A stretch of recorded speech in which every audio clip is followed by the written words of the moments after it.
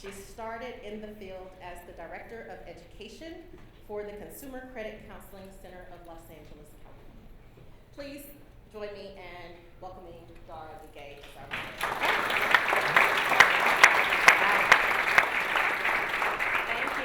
Thank you so much. So probably listening to my bio, you're wondering, why is this woman sitting up here? You know, what expert is she? The closest I have been to my experience in jail was a night that I spent there once, but that's a long story. We'll get into that maybe tonight at the reception. Yeah. But the reason why John invited me here today is that my organization that I run is an alliance of 500 nonprofits. And they all work with low to moderate income individuals.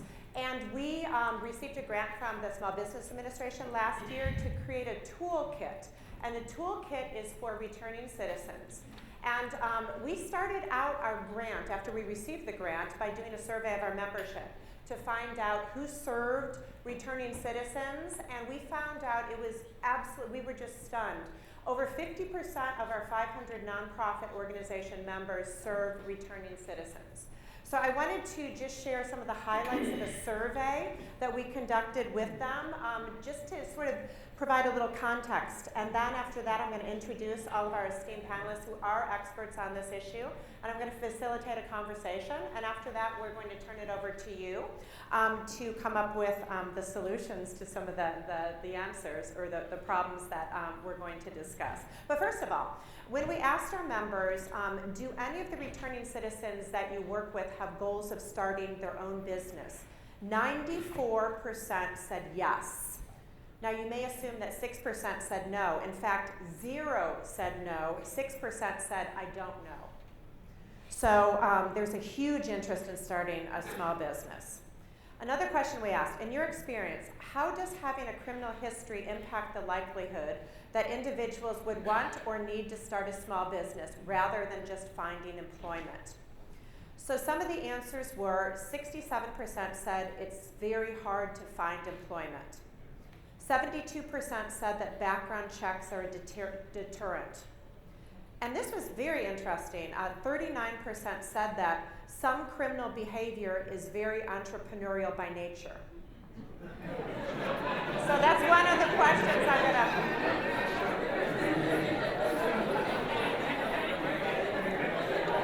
It is true. That's actually, think about it, you guys, because that's one of the first questions I'm going to be throwing out to you, okay? It's called Don't Stop Hustling, Change Your Product. Exactly. And I'm gonna have you join our conversation a little bit, okay? Flava, thank you. Okay, another question. What are the common credit challenges that your clients face after incarceration? Please select all that apply.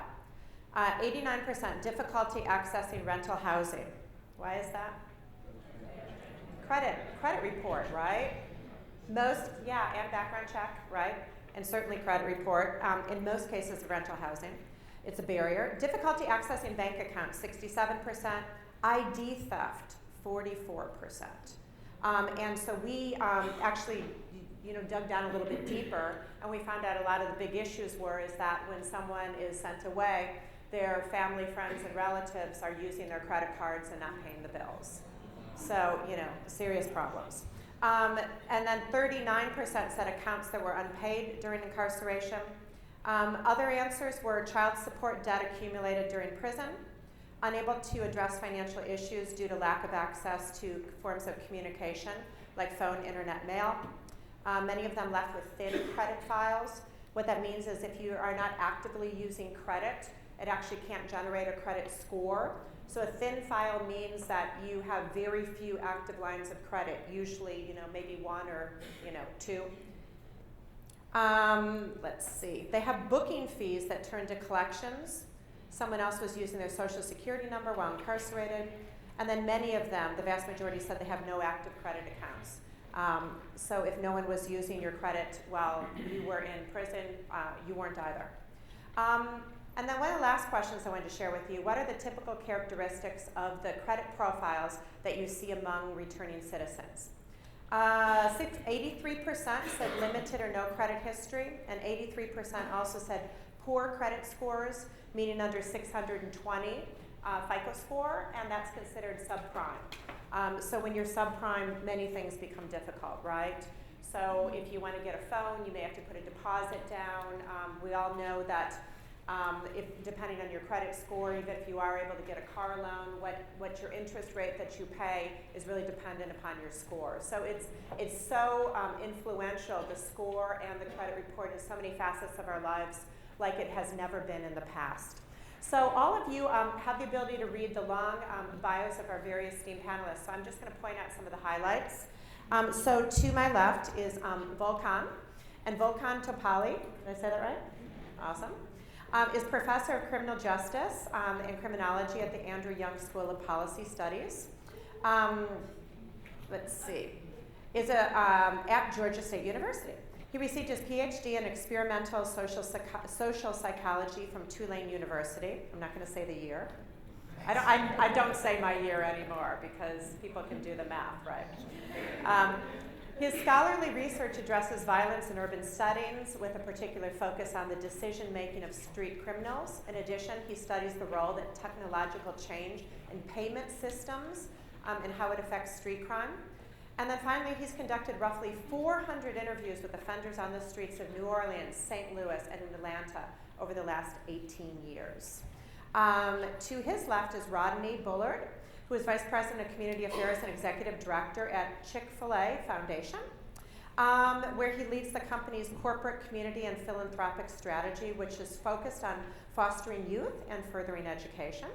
Before coming to Chick-fil-A, Rodney served as an assistant United States attorney prosecuting complex criminal cases.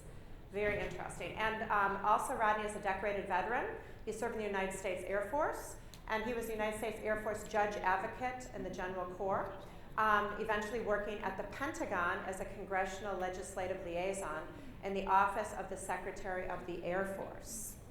To his left, I told you we have an extremely esteemed panel. This is going to be a fabulous conversation, is Chief George Turner, former Chief Atlanta Police Department with more than 35 years of law enforcement experience. So really, really awesome.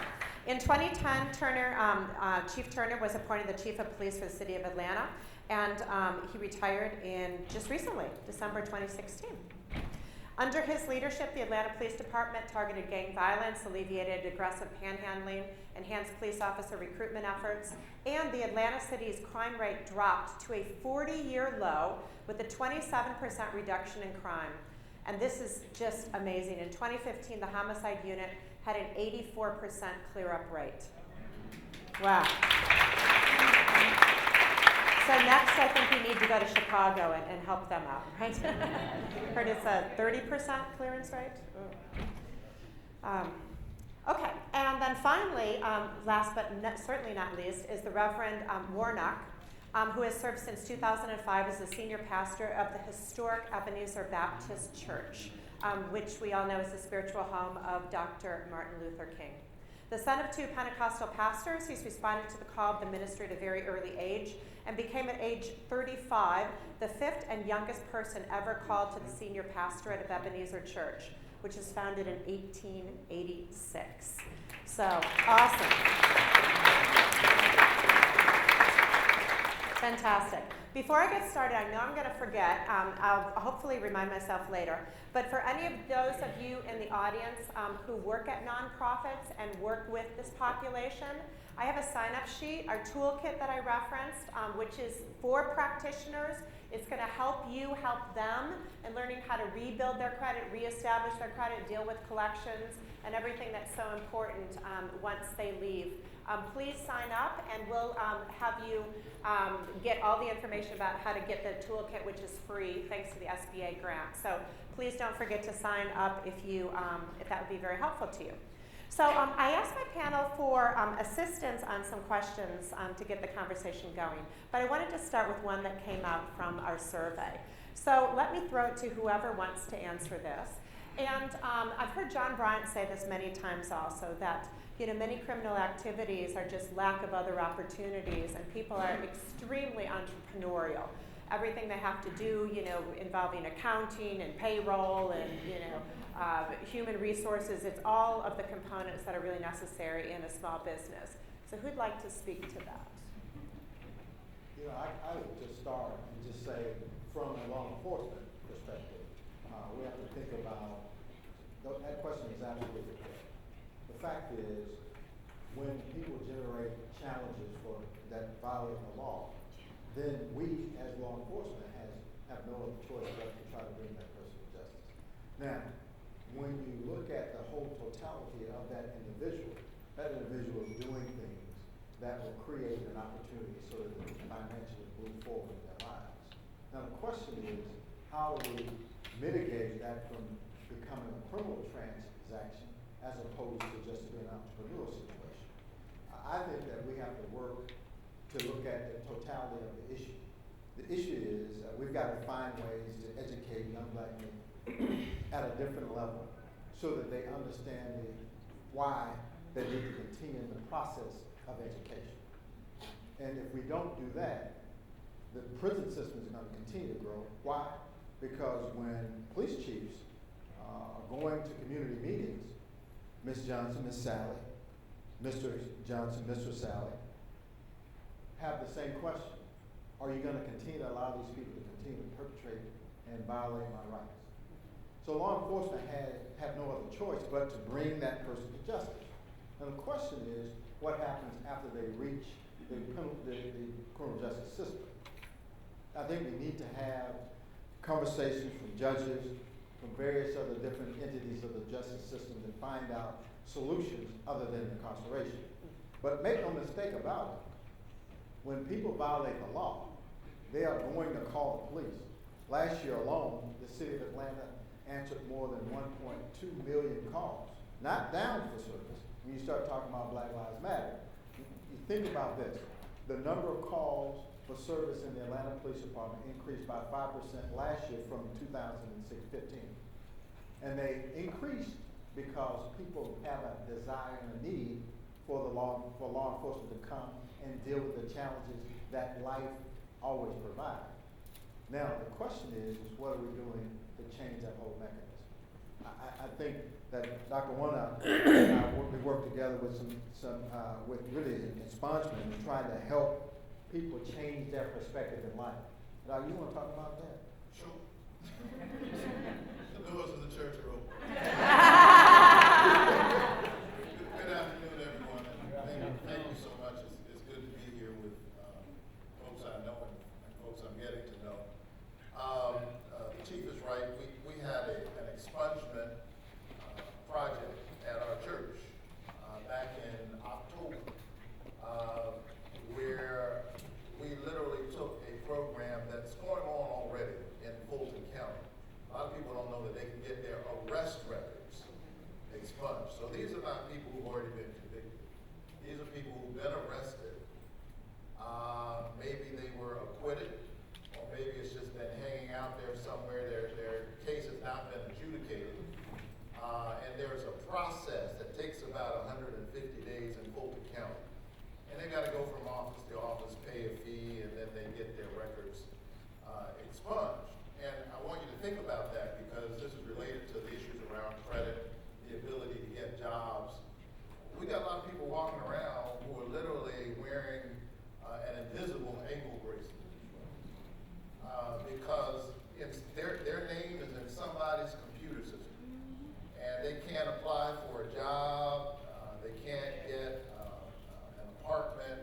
So we pulled together, I met with the chairman of the Fulton County Commission, Don Eves, and we reached out to other entities in the county, and we reduced what usually takes about 120 days to 1 day.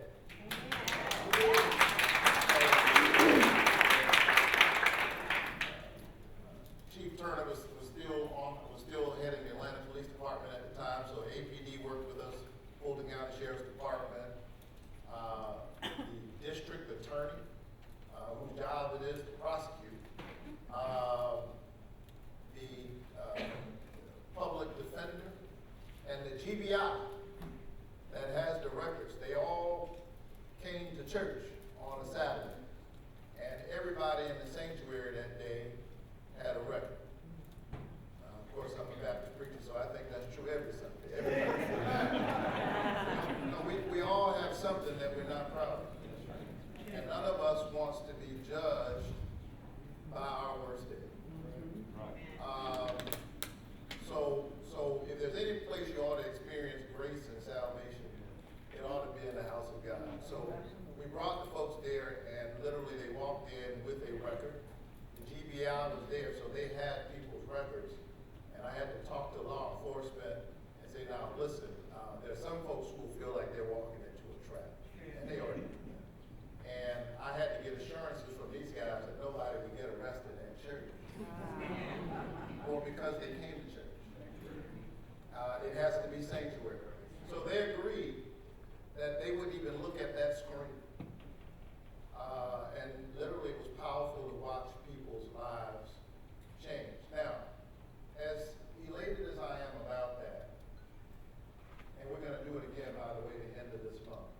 Whatever the last, I think that's the 29th, the last Saturday in this month, the 29th. If you know other people who need to get their records expunged in all of the cities comprising Fulton County, tell them to call Ebenezer Baptist Church or reach out to the director of our collaborative, Deidre Russell.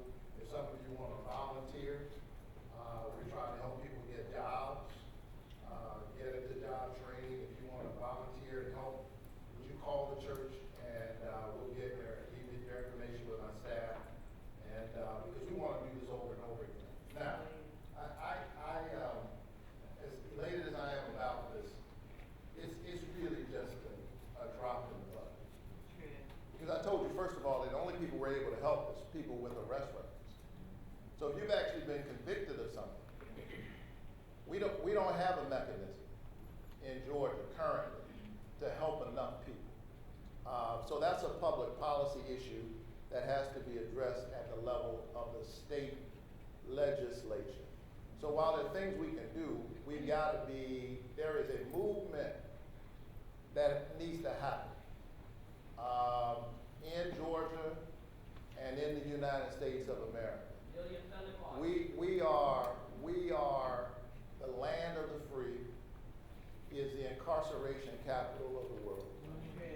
Nobody comes close. Not North Korea, not Russia, not China, that has over 1 billion people.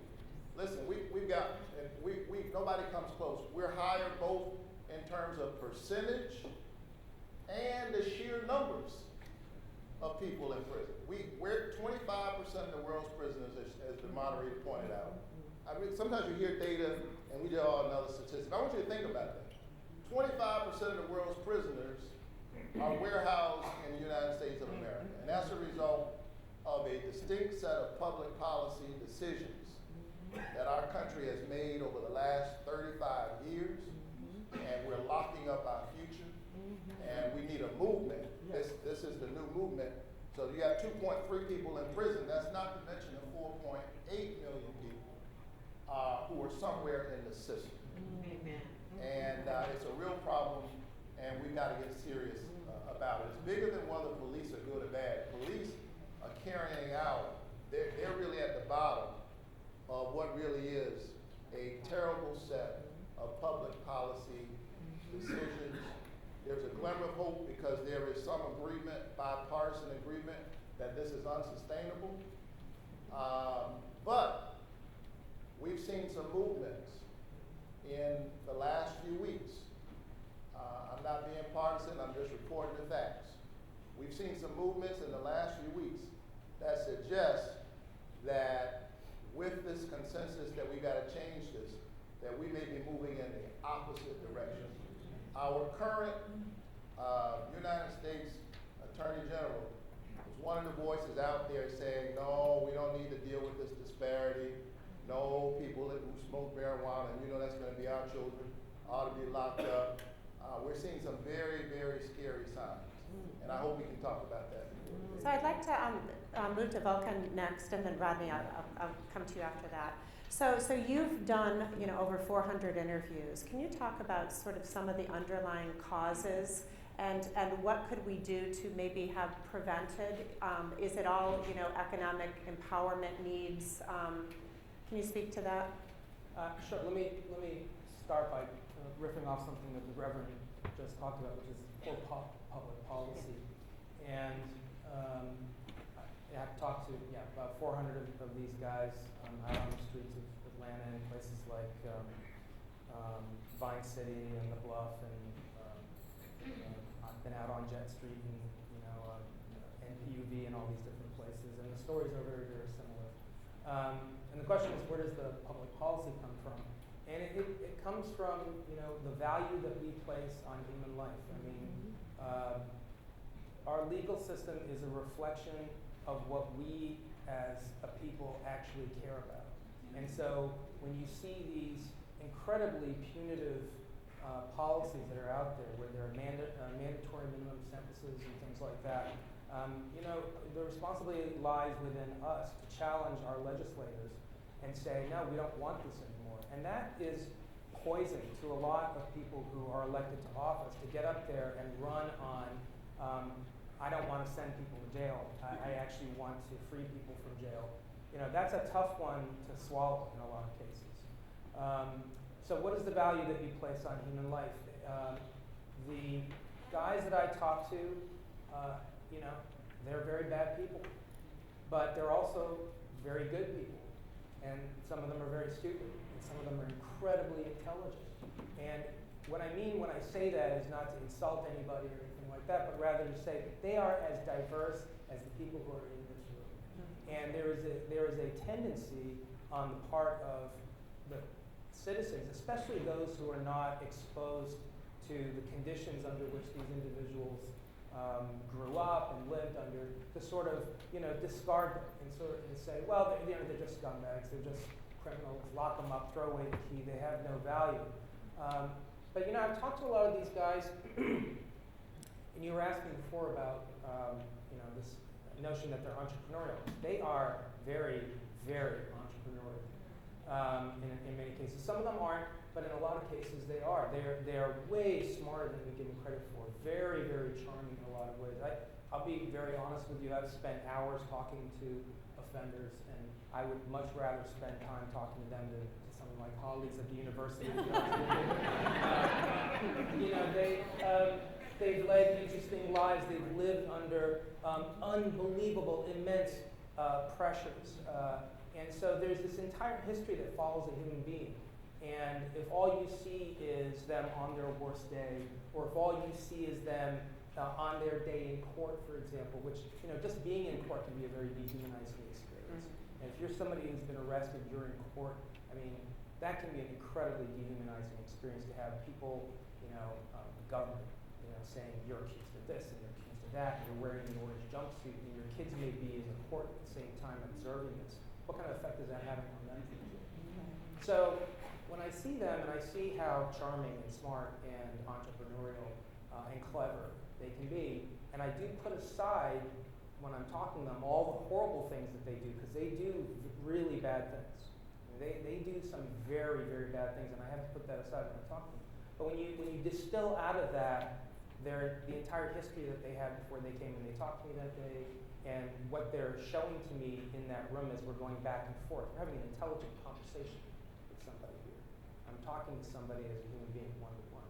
You realize, well, these are some skills that could be transferable, right? That you could take and perhaps use in a different way. So the question is, are you placing a value on human life that is disposable, or that it needs to be harnessed and sort of moved channeled in a particular direction?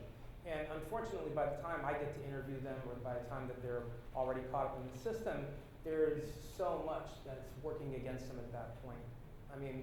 If you're talking about somebody who's just been arrested, right? And you look at that being on their record and how hard it is to expunge that record, that's just one thing that's stacked against them. There are a myriad of other problems and issues and challenges that they have.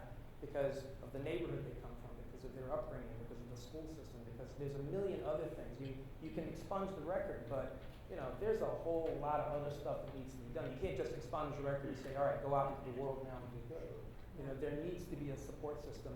And they're not sympathetic characters. So the idea of, for a lot of citizens who aren't, on a day-to-day basis, meeting these folks, the idea of expending resource tax dollars and things like that for those kinds of folks is not a very attractive option. So Rodney, can I ask from the I'm point gonna of... let Rodney Oh, go talk, ahead. as Kanye West said. Yeah, go ahead.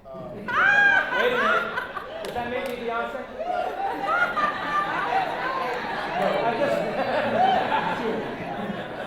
Go ahead, Reverend, go I ahead. think it's important to underscore that half of the people in prison are there for nonviolent So nonviolent drug-related offenses. And so we got to make a distinction between the kinds of folks that we're talking about locking up. And white people and black people use and sell drugs at remarkably similar rates, but we're half of the prison population. So I think it's important. One other thing, and that a lot of folks who are there, their biggest crime really is being poor, which the Ferguson report underscores. So Rodney, can you speak to, I know that Chick-fil-A Foundation really has a focus on youth. So from that point of view, what kind of programs can you support, or maybe you already do, that you think can assist in helping to maybe mold a young person in a certain direction?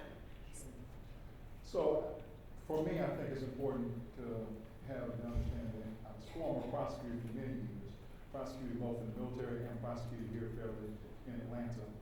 Got to know the chief through my time as a prosecutor, got to know this gentleman as my time as a prosecutor as well. And one of the things that always struck me as a prosecutor, I tried upwards of 60 cases, and over 90% of those people whom I was prosecuting were people of color, black or brown. And they typically lacked an education. They typically lacked an expectation. Spent some time in Washington, D.C. in a prior life, and at the time there was a great quote that was going around that our children suffer from the soft bigotry of low expectations. And when I think about the entrepreneurship of the folks that I prosecuted, I think that they were entrepreneurial in the way in which they saw. They were entrepreneurial in the way in which they knew. The folks who live on other sides of town, they're entrepreneurial in the way of, I'm going to go start a bank. I'm going to go start something else. I think all communities are entrepreneurial, quite frankly. I don't think I've been around the world, 26 countries, I've never seen a community that was not entrepreneurial. They all had something to give, all had something that they needed, a service that they had to render. Entrepreneurship is a necessity. So in this case, it was the expectation that was lowered, that you were doing something because that's what you saw. You didn't think that you could do something better or bigger. You couldn't do that. This is what you could do. That leads me really to the work that we do at Chick-fil-A. Oftentimes people say, well, how did you go from being a prosecutor to being the head of a foundation that now helps people? Well, quite frankly, we understood very clearly as a prosecutor, and Sally Yates used to say it often, that we can't prosecute our communities out of this difficulty that we're in. But if we look at our communities and we say, look, Vine City English Avenue, Zone 1, the majority of murders, the majority of theft, the majority of crime, the majority of anything that you call negative occurs in specific communities. And if you really want to balance the whole, if you really want to uplift the entire city of Atlanta, then you would do what you would do in any other situation, you would attack the problem. And so if we just take half of what's going on in a negative sense in communities of distress, then we'll balance all the numbers in the city of Atlanta, and politicians, quite frankly, will have a lot to crow about. So we figured from our standpoint, looking at Chick-fil-A, that we really are about community. And how do we do that? How do we go into a community and assist this community? Education has to be part of the equation. It has to be. I understood that if in fact, as a prosecutor, if in fact you had a child and you went to prison, your child was 80% more likely to go to prison as well. 80% more likely.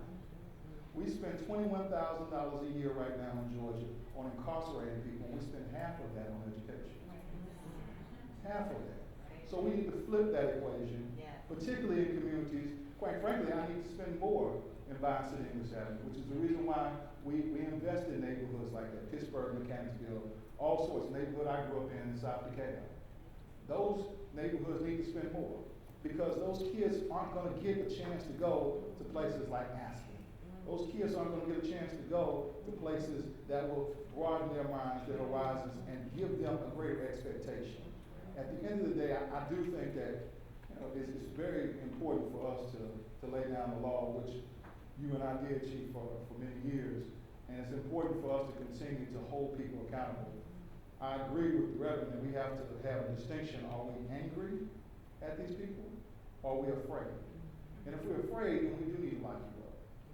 If there's something you have done that makes me fearful, makes my community fearful, then we need to lock you up. We need to try and rehabilitate you. And that's one of the things we also see, and I think Governor Deal has done a great job in recent years of saying we need to rehabilitate in these prisons. So from a Chick-fil-A perspective, community really is our whole. Education is what we focus on. And I believe if we focus on education, that will be helpful in this whole.